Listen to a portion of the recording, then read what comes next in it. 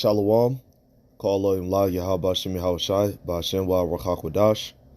Alright, double honors to the elders and the apostles of Great Millstone who rule well for teaching me the truth. Salutations to the hopeful elect. Alright, Shalom Laha Bacharyu.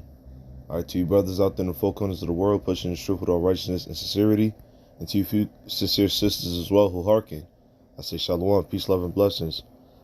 Alright, Chaya here back with another video. And I'm just going to go into a quick Hebrew lesson into the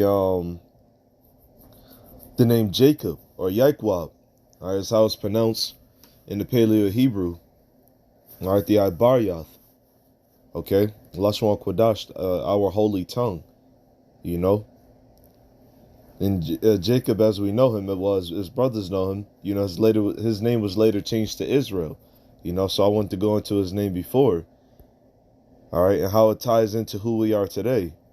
All right, just, you know, real briefly.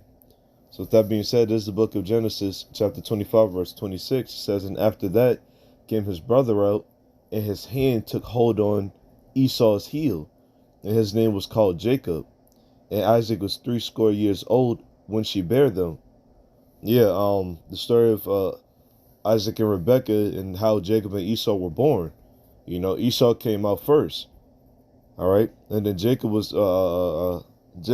came out following him, holding on to his heel, and we're about to see what that represents. You know, the holding of the heel. All right, so we're gonna go into the name Jacob or Yaiqab. Strong's H3290. Yaakov. Yeah, that's not the right pronunciation, but you get the point. It says Jacob, definition 1. It says Jacob, heel holder or supplanter. All right, so let's look at the word supplanter. Let's see what supplanter means. All right,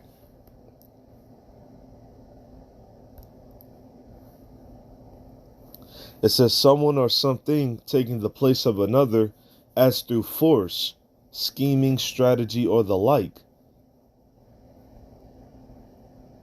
Well, yeah, that's really the point on that. Okay. So yeah, it says someone or something taking the place of another as through force, scheming, strategy, or the like. All right. And Esau will try to come at you and say Jacob was wicked in supplanting or tricking Esau for the birthright. But it's like, no, Esau gave up the birthright. You know, I'm not gonna go into the whole story. All right, but the point is, you know, Esau sold his birthright unto Jacob. You know, and they made a proper deal.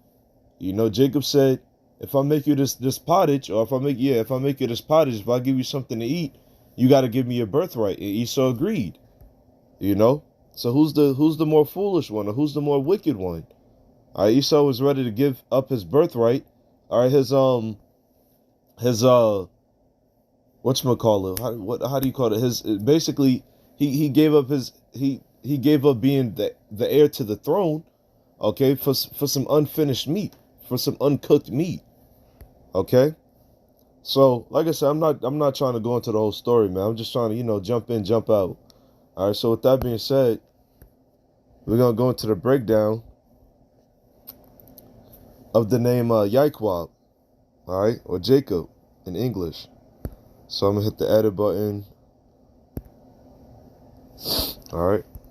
Let me bring it down some. All right. All right, so this character right here is Yah, and this is how it would look in the Paleo Hebrew. All right, this is the Paleo characters, the Paleo Hebrew characters. All right, and always remember that Hebrew is written from or read from right to left, not left to right. Okay, so that character right there is Yah, I. Okay, Kwa, Ba. All right, Ya, I, Kwa, Ba. All right, and then we're gonna put the characters between the Ba and the Kwa, or the Kwa and the Ba. All right, because his name is not pronounced Yaiqaba. All right. It's pronounced Yaiqab.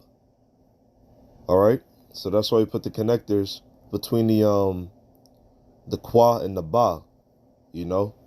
So that's how you would write Jacob in the Paleo Hebrew, you know, or the Assyrian. You know, the Assyrian is the this one right here above. All right, this is the Assyrian right here, and then below is the Paleo. All right.